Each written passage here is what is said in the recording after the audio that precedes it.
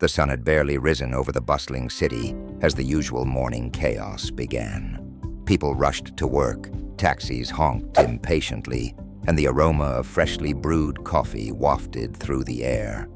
But amidst the hurried pace of city life, one figure stood out, or rather slouched unnoticed, on a stretch of sidewalk near the city's most luxurious hotel, the Grand Royale. The man looked like he'd been through a war. His tattered jacket was at least 2 sizes too big, his hair a tangled mess, and his beard had clearly not met a razor in years. His shoes were mismatched, and he clutched a beaten-up backpack that seemed to contain all his worldly possessions.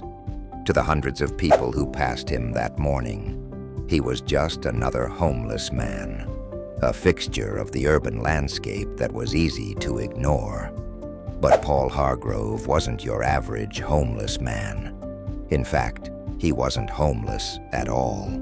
Paul was a billionaire, a name that once graced the covers of business magazines, hailed as a visionary philanthropist. That was before he disappeared a few years ago, leaving the world to speculate about his whereabouts. Some thought he'd gone off the grid to escape the pressures of wealth, while others were convinced he was dead. The truth, however, was far stranger. Paul had embarked on an undercover mission to test humanity. He wanted to see how people treated someone they thought had nothing. It wasn't just curiosity. It was a carefully planned experiment to determine how best to distribute his fortune. But this morning, Paul's grand experiment was about to take an unexpected turn. Officer Sarah O'Connor was on her usual patrol when the call came through. A hotel manager was complaining about a vagrant loitering near the entrance, scaring off guests. Sarah sighed. It was too early for this. She adjusted her hat, grabbed her notepad, and headed over to the Grand Royale. As Sarah approached the hotel, she spotted Paul sitting cross-legged on the sidewalk. He was eating what looked like a half-stale bagel and humming a tune that sounded vaguely like "Twinkle, Twinkle, Little Star." Sarah couldn't help but raise an eyebrow.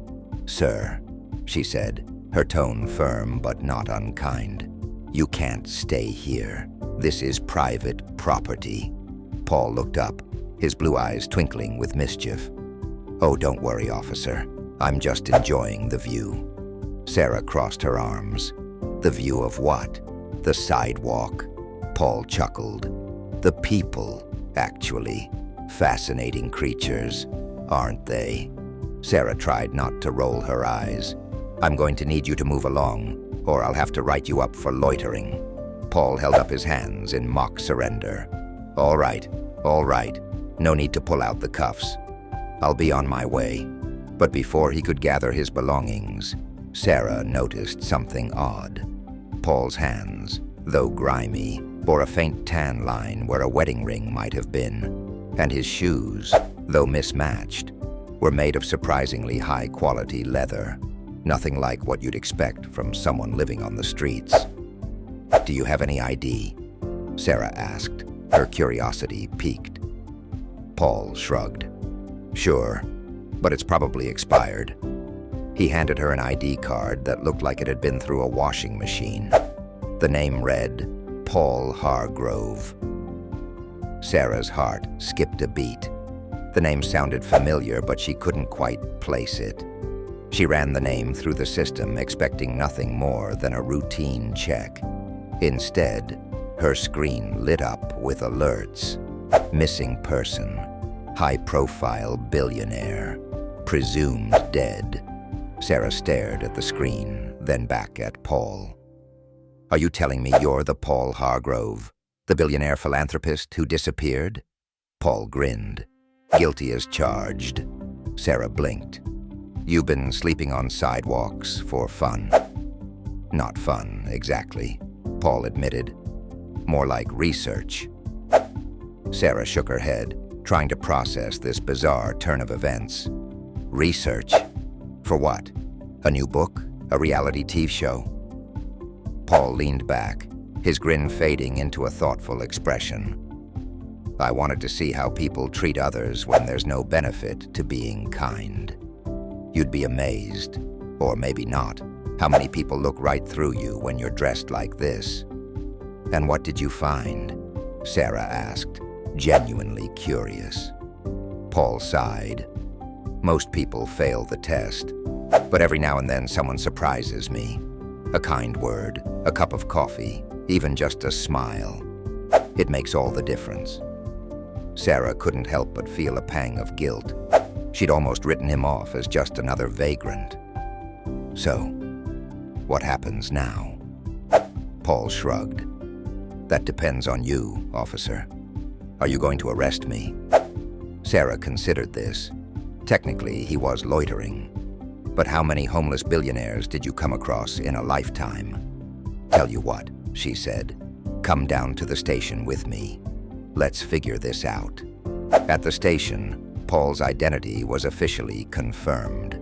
The news spread like wildfire. Reporters swarmed the precinct, desperate for a glimpse of the reclusive billionaire. But Paul remained calm, even as the chaos unfolded around him. In the days that followed, Paul's story captured the world's imagination. He revealed his experiment to the press, explaining that his goal was to find the most compassionate individuals and organizations to support with his wealth. Kindness, he told a room full of reporters, is the greatest investment we can make. Paul didn't stop there. He began funding shelters, soup kitchens, and programs to help the homeless, not just with money, but with hands-on involvement. He worked alongside volunteers, still dressed in his undercover garb, to remind people that appearances could be deceiving. As for Sarah, her encounter with Paul changed the way she approached her job.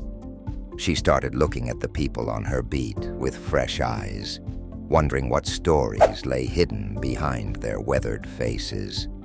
She and Paul even teamed up for a campaign to promote empathy and understanding, proving that even the unlikeliest partnerships could make a difference. Paul's experiment was a resounding success, but it also left an indelible mark on everyone he encountered. His story became a legend, a modern-day parable about the power of compassion and the dangers of judging by appearances. And so, the next time you see someone down on their luck, remember, they might just be a billionaire in disguise. Or maybe they're simply someone who could use a little kindness. Either way, it's worth taking the time to look beyond the surface. What would you do if you were tested, like Paul tested the world? Would you pass his kindness experiment? Share your thoughts in the comments below. Don't forget to like this video, subscribe to our channel, and hit the notification bell for more inspiring stories from Tales of Triumph. Let's make compassion go viral.